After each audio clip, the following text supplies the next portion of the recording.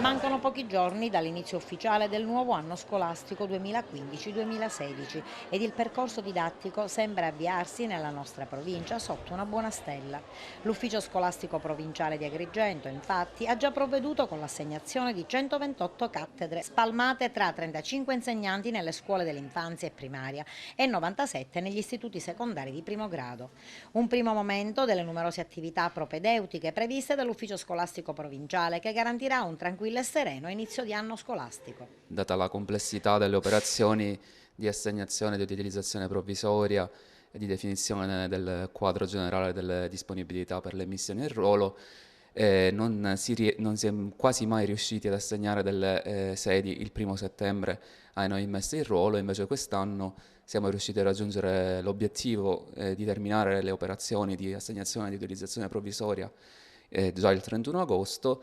E quindi già i docenti non immessi in ruolo hanno preso servizio in quella che sarà la loro sede di servizio per quest'anno, e quindi questo è già un risultato molto importante, che ci consente peraltro di raggiungere un altro risultato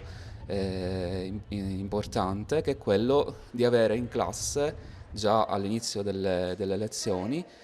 quelli che saranno i professori e gli insegnanti di scuola elementare dell'infanzia che accompagneranno gli alunni per tutto il resto dell'anno scolastico, quindi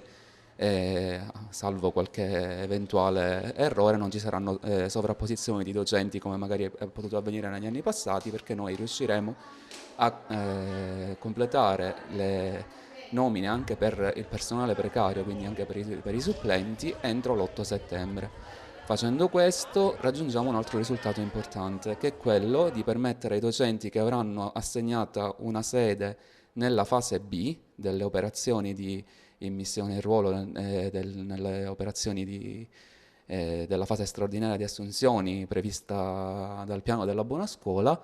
Quindi questi docenti che avranno una sede in fase B potranno prendere un incarico di supplenza nella provincia di Agrigento se sono nella graduatoria. E le graduatorie legate alla 104? Nonostante la comunicazione dall'INPS effettivamente sia arrivata in una data per noi abbastanza, mi lasci passare l'espressione, sgradevole, perché è arrivata il 28 agosto, quindi quando noi avevamo già le operazioni in corso, e quindi si sospettava che questo potesse avere delle ripercussioni addirittura anche a livello nazionale sulle operazioni. Fortunatamente siamo riusciti a raggiungere il duplice obiettivo, sia di ripristinare la legalità e quindi di annullare i provvedimenti nei casi in cui non era stata confermata la legge 104, rivedendo le graduatorie, rivedendo i provvedimenti anche di mobilità definitiva, però allo stesso tempo abbiamo avuto anche, tra virgolette, la fortuna di non dover